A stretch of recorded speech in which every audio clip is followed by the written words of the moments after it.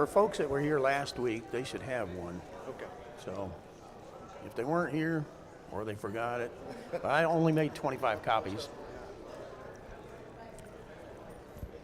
All righty, I'm thinking it's about time to get started. If you were here last week, the handout that I had last week we're using again this week because we only got about halfway through it. But we're in Judges chapter 11, talking about the vow that Jephthah made. And before I forget, just in case nobody thought about it before, we are having small groups today. So 1:30 for my crew, small group is on. 5 o'clock for the rest. Jephthah. As I said last week, the book of Judges really details a downward spiral that Israel makes. They sin. God allows another country or power to come in, conquer them. They cry out to God. He sends a judge. During the time of the judge, they tend to do pretty well. After the judge dies, they start the same cycle over again. A verse that you need to remember is Judges 17:6, and also it's in 21:25. In those days there was no king in Israel, and every man did what was right in his own eyes. Because a lot of the things that they did we don't agree with. A lot of the things that they did conflict with God's word. We talked about a vow, and a vow is a voluntary promise to do something, oftentimes based on a condition. And if somebody makes a vow, they are then obligated to keep the vow. But a vow is not required.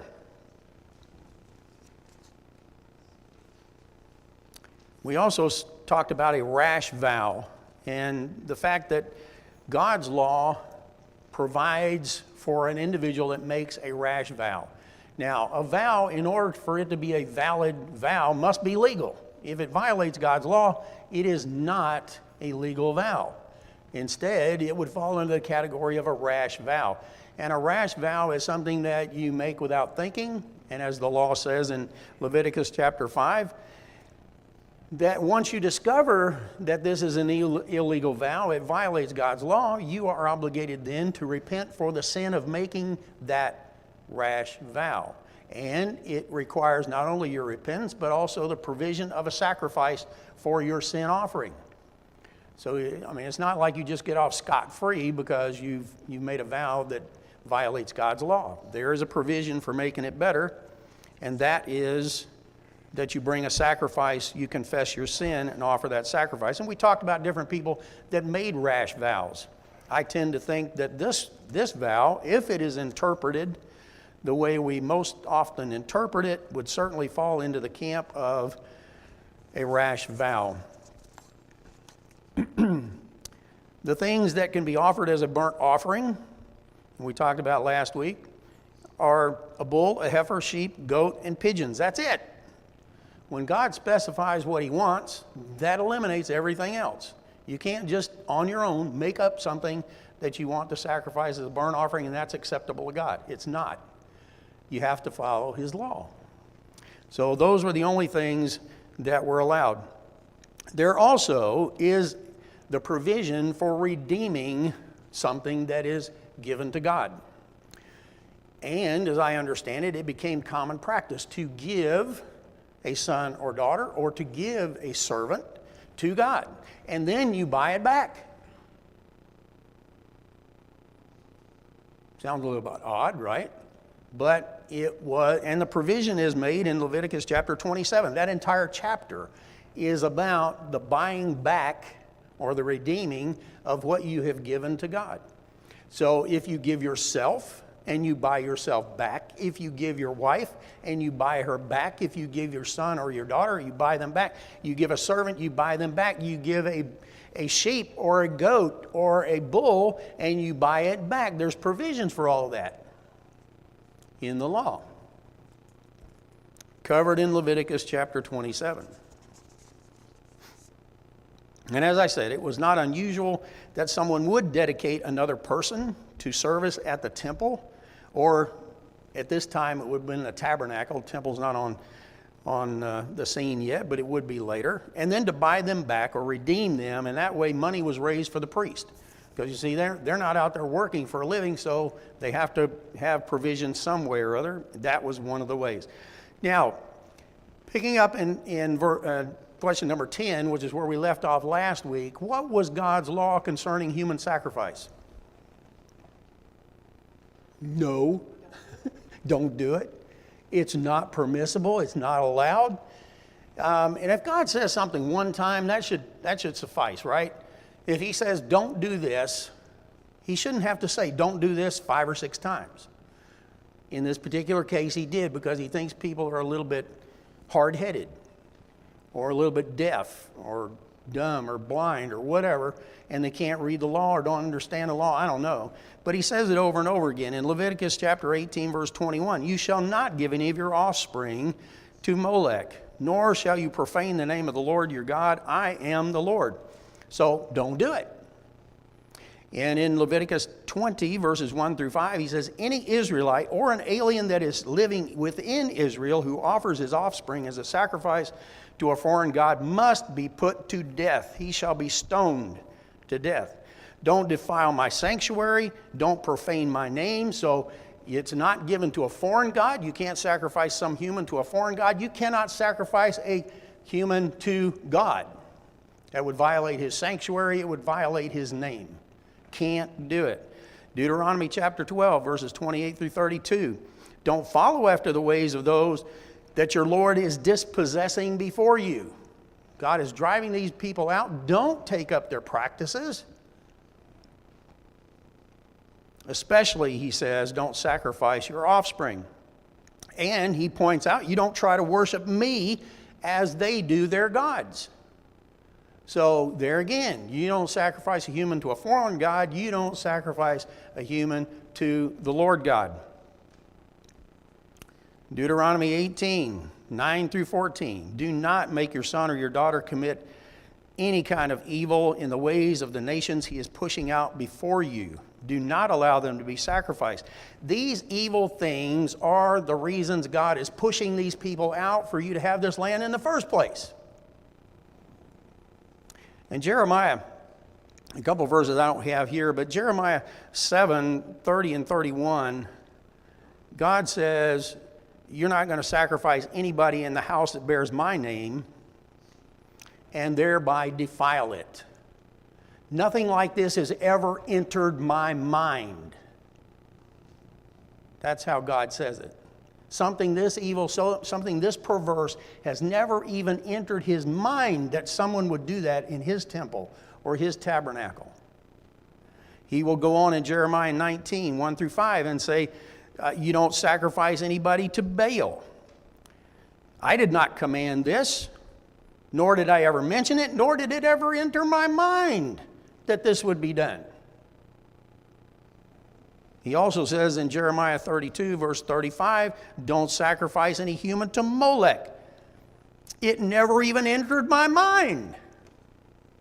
Something so evil, something so perverse that God says, this does not even enter my mind that my people would do something like this. And yet we know that they did.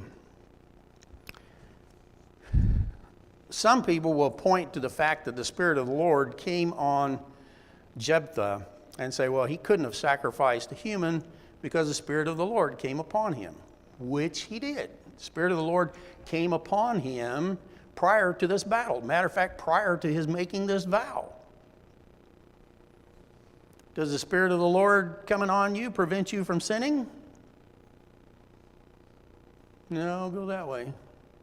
Doesn't. He doesn't. He may kind of talk to your spirit, who will talk to your conscience, who will talk to you, hopefully, and help you not sin, but he will not prevent you from sinning. I know that because the Bible is pretty clear, still clear. In Judges chapter 6, verse 34, Gideon, the Spirit of the Lord came upon Gideon, but what does he do later? He sets up an ephod that causes his family to sin and is a snare to other people as well. That was a sin. Samson. In chapter 13, verse 25, the Spirit of the Lord comes on Samson, and yet he goes out and kills a whole bunch of men and steals all their goods as payment for a bet. Well, that's certainly sinful. Is to kill people just for the fun of killing them because you're angry, because you're having a fit because somebody solved your riddle? In 1 Samuel chapter 10, verses 6 through 10, the Spirit of the Lord comes upon Saul.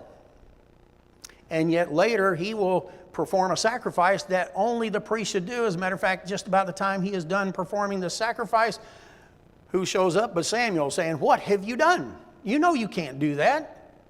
The Lord's not pleased with that." And then later he's called on the carpet for not totally wiping out the Amalekites like he was told that he should do. He sinned. The Spirit would leave him, and the Spirit then comes in chapter 16 to rest on David. But did that stop David from sinning? Well, no. He has an illicit relationship with Bathsheba. He arranges the murder of Uriah. He totally destroys his own family. And yet the Spirit of the Lord was on him. The Spirit of the Lord came on Peter too. Acts chapter 2. But what does Paul say in Galatians chapter 2, verses 11 through 16? What does he say there? I stood face to face with Peter because he stood condemned. Whoa. Why? Because he was showing favoritism. He was not eating with all the people when those came up from Jerusalem, the Judaizing teachers. He withdrew. Paul says, I stood nose to nose with him because he stood condemned. So having the Spirit of the Lord come upon you does not prevent you from sinning. So let's look at the first part of this vow. The first part of Jephthah's vow in chapter 11, verses 30 and 31. Jephthah made a vow to the Lord, if you give the Ammonites into my hand, whatever comes out of the door of my house to meet me when I return in triumph from the Ammonites will be the Lord's. Okay, first part of the vow. This may or may not be a rash vow. I think it is a rash vow because what could come out of his house? Well, people and whatever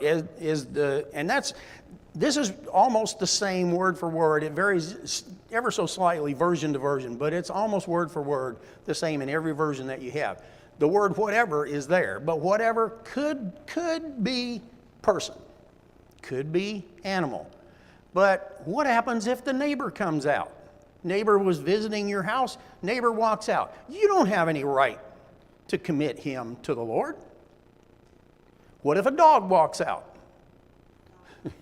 You don't have any right to commit a dog to the Lord. He doesn't want a dog, right?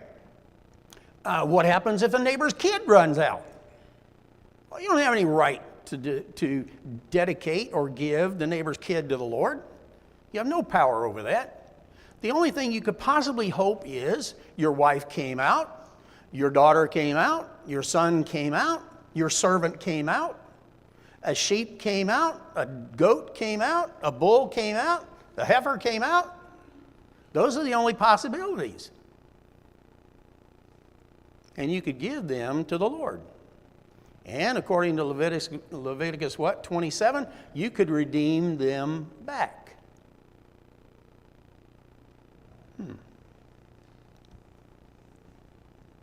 So this one, I think, the front end of this vow has all the possibilities of being a rash vow because you're making a statement to commit something to the Lord that you may or may not have any control over. It may or may not be. But let's look at the second part of the vow. Most read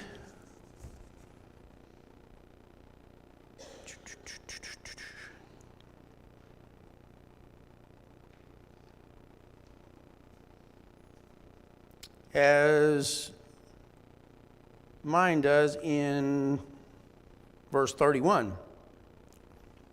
I will offer it up as a burnt offering.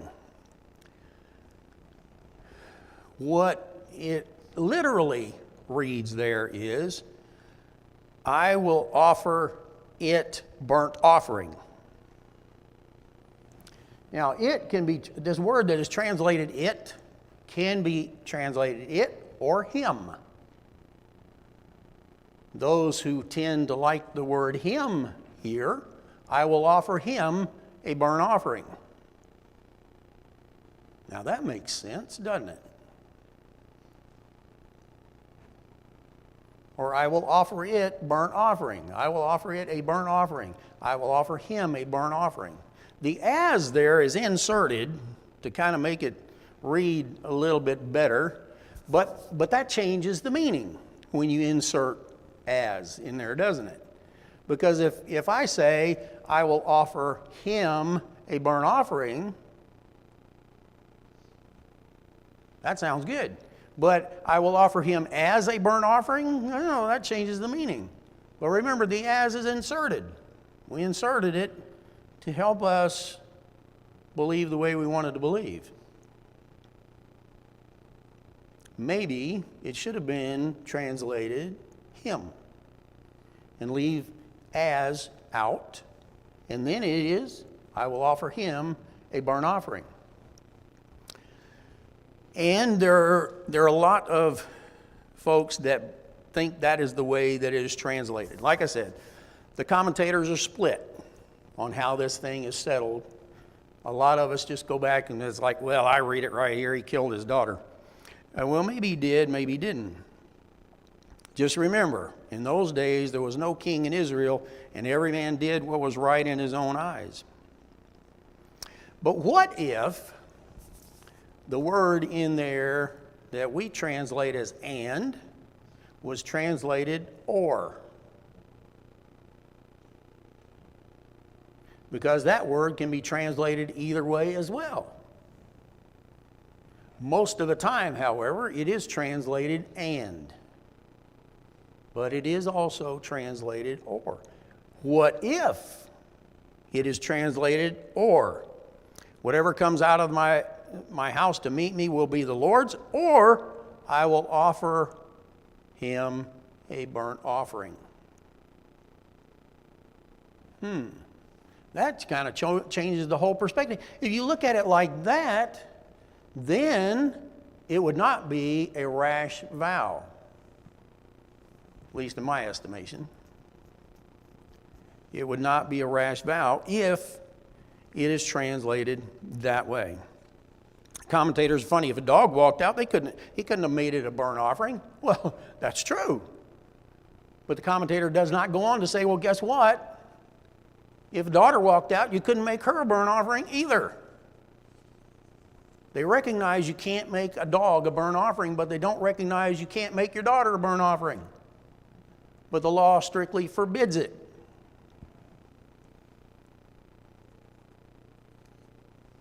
It's one of the reasons God drove all these people out.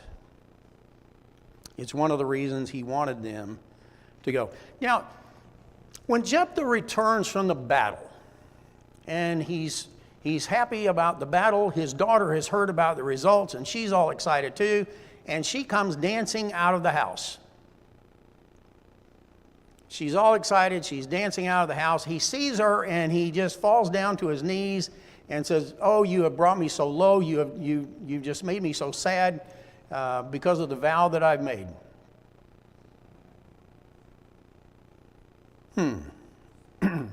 She replies, my father, you've given your word to the Lord. Do to me just as you promised, now that the Lord has avenged your enemies, the Amorites.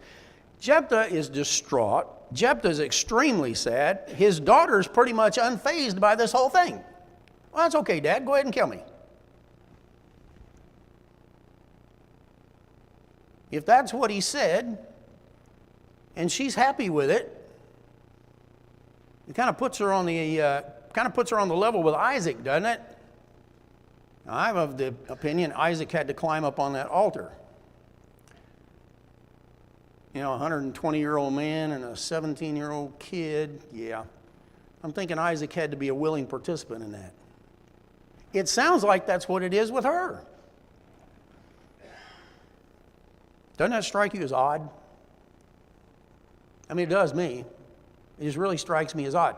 Jephthah, I think, and most commentators think, was very, very astute in the law and in the history of Israel, and he certainly demonstrates that when he is talking to the kings of the Ammonites prior to going to battle. He demonstrates his knowledge of Israel's history and also their law. So it strikes me as kind of odd that he would have come up with this brilliant plan to sacrifice his daughter. If you were the daughter and your dad says, I'm going to sacrifice you on the altar as a burnt offering, knowing full well it violates everything that God has said already, what would be your request?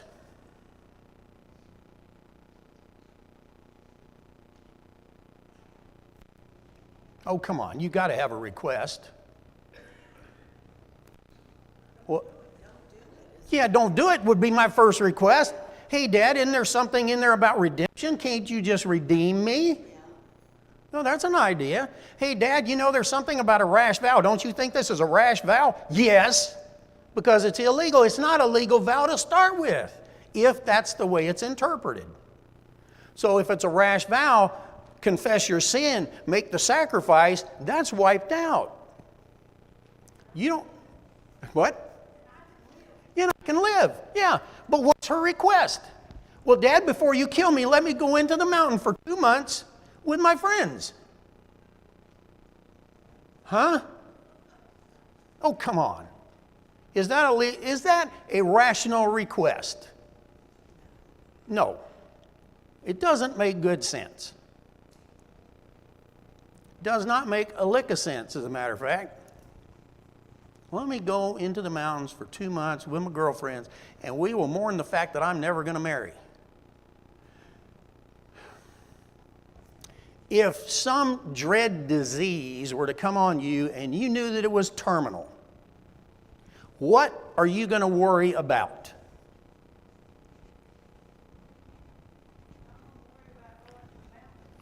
You're not going to worry about a 2-month trip into the mountains. Are you going to worry about the possibility you're not going to get married?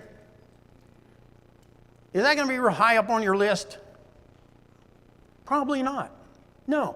I might worry about my mom. I might worry about my dad. I might worry about any kids, nieces, nephews, or whatever. That's the kind of stuff I'd worry about. I might worry about dying. But I am not going to worry about the fact that I will never marry. I mean, that might, conceivably, maybe, possibly cross my mind. But that's not what I'm going to worry about. Apparently, that's what she worried about. Doesn't that tell you something about what she thinks is going to happen? My crazy dad's going to kill me, but I'm sad because I won't be able to marry and have children. No. My crazy dad's going to kill me. Let me go into the mountains for a 2-month vacation first. No, I don't think so. They don't mourn her impending demise. Instead, they mourn her virginity. What's number one with you? So, what happened? Well, they're very specific, right? When she returns after 2 months, he did to her as he had vowed. What did he vow? To sacrifice her or to dedicate her to God? I think the former. I don't think he sacrificed her. In the literal sense of a burnt offering. I don't think he sacrificed her in that sense. I think he did sacrifice her to God or dedicate her to God, and she spent the remainder of her days at the tabernacle serving the folks that were working there. That's my opinion.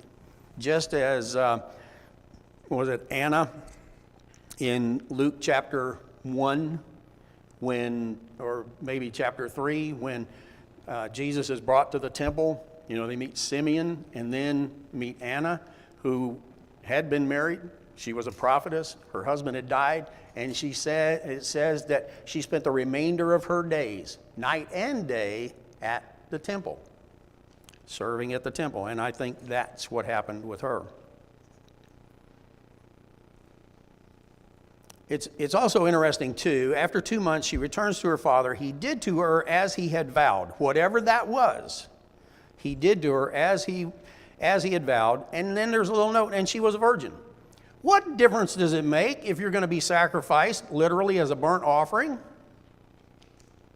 Why is that comment even in there? It doesn't make any difference to me. You're going to kill somebody, you kill somebody, right? But that line is in there. It's interesting. Verse 40 says, "From this comes the Israelite custom that each year the young women of Israel go out 4 days to commemorate the daughter of Jephthah the Gileadite."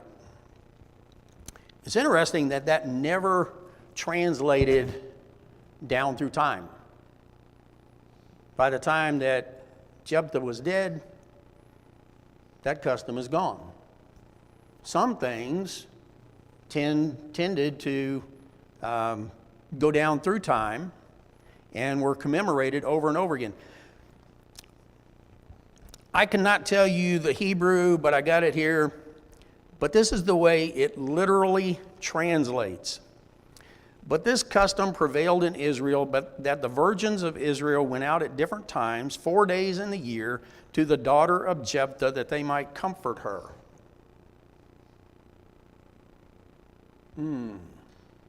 That's the way it literally translates.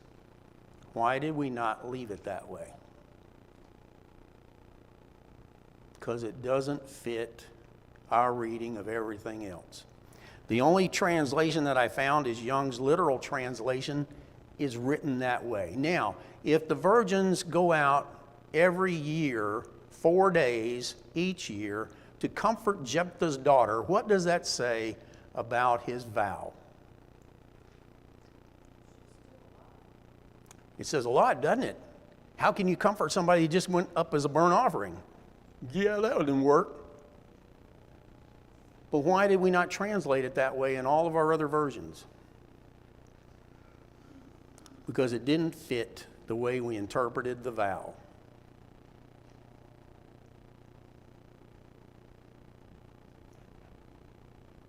Whatever comes out of my house, it is the Lord's, or I will offer him a burnt offering. And it could be, whatever comes out of my house is the Lord's, and I will offer him burnt offering. But what gets offered as a burnt offering? A bull, heifer, lamb, goat, or pigeons. That's it. She, I think, this is my personal opinion, I think she went to the temple or the tabernacle at that time, served out her remainder days. Why he never redeemed her, I don't know. But that's my interpretation of it. And some of the reasons that I think is, one, God has always defined worship, and human sacrifice was never part of it. And my vow does not change that. I can vow anything I want to. It does not change God's law. And he was crystal clear. Nobody offers a human. Jephthah was not stoned to death. If he had burnt his daughter up as a burnt sacrifice, what was the punishment? He is stoned to death. He wasn't. Mourning virginity instead of mourning life. That just blows my mind. I think that's another reason why she lived out her days. The lack of outrage. The people did not intervene as they did with Saul and Jonathan. When Jonathan was going to be killed, Saul was going to kill him because of his rash vow, and the people intervened and said, no, you're not doing that. That would violate God's law. There's no mention of redeeming, and what priest and what altar. Every vow had to be paid at the tabernacle or the temple that would come later. That was the only place that it was acceptable. There is no priest that would have offered her. There is no way they would allow that on their altar. It was a rash vow. A rash vow is a sin, but God had made provisions for rash vows. You bring a sacrifice, you confess your sin of the rash vow, you offer your sin sacrifice, and you are good to go. That's my opinion. But number 20 there is, what's your opinion? You can read through it. I won't hold you one way or the other. I'm just telling you why I've arrived at the decision I made. You may be one of those that, oh, he did just exactly what he said he was going to do. But I'll point you to Hebrews chapter 11 where Jephthah's name is listed there, and I have a hard time thinking that he made it there after having done what we think he did.